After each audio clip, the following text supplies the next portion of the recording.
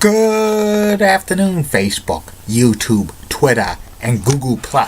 This is Rich again, back for your second video blog of the day for Thursday, February 25th, 2016, around 4:43 in the afternoon, Billerica, Massachusetts. Today was a very sunny day for most of the day. Now it's clouding up, some rain sprinkles, but it was very warm. 60s. Great to have spring-like weather in the winter time, which this is awesome. It's going to be back to normal for a couple of days, but next week could be 50 again. No significant snow in sight heading into March. Some news to report, sad news to report in the world of baseball. Long-time White Sox Vice Chairman Eddie Eghorn passed away at the age of 80, so prayers to his family. He died of complications of a stroke. Also, the San Francisco Giants pitcher Matt Cain had a cyst removed from his arm, pitching arm, so he'll be out for a little while. And Dexter Fowler actually reneged on his deal with the Orioles to sign a one-year contract with the Chicago Cubs. And the Brooklyn Nets waived Joe Johnson, God, who was an all-star. So many teams be after him. That's about it on the news. Speaking about the news, that's my next video subject, is too much news, good news, or bad news. Over the past few years, many local network affiliate television stations, it's broadcasting newscasts almost at any time when they're not showing network shows. And many people have been criticizing why they're showing news all the time, because it's somewhat repetitive news, and sometimes they have to maybe have weird news stories as breaking news or lighter side stories. I remember years and years ago, many of the local television stations just showed morning news for about an hour or so. Then the noon news was a half hour. Then they showed the 6 o'clock news for a half hour or an hour, and the late news was 11 p.m. But gradually, over time, the local channels started expanding the newscast and adding more segments. Usually, some of the news stations in Boston usually show the news format is a top news stories of the day. Then they have weather segment, or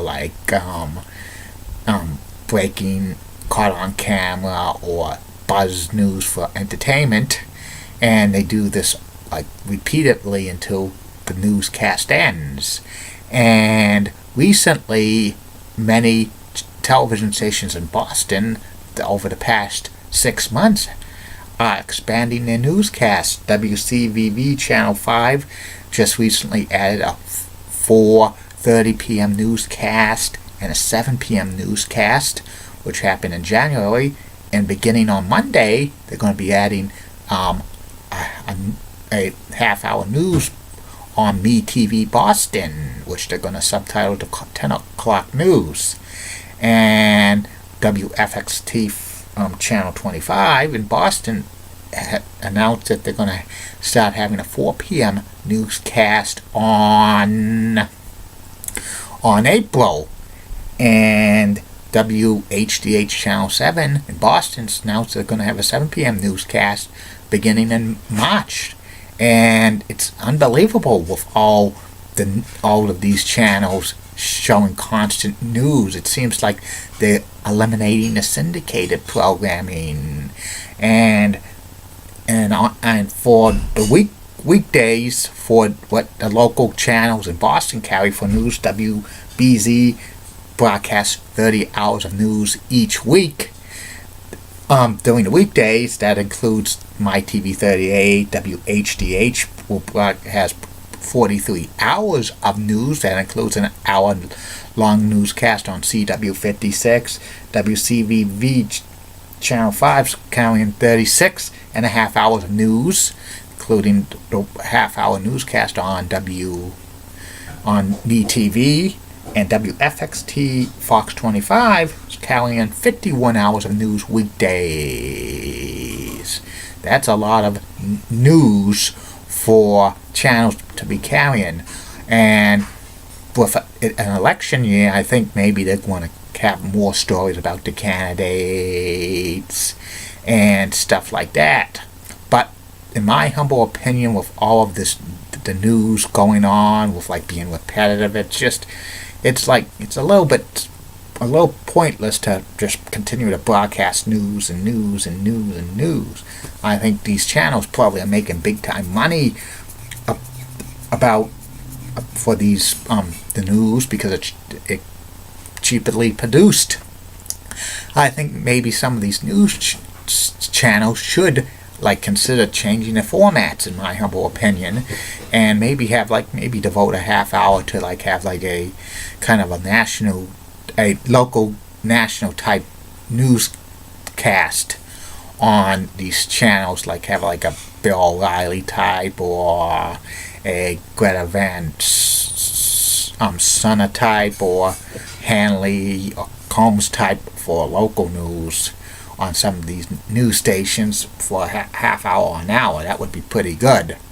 And I think that would be awesome. But do I think it's going to happen?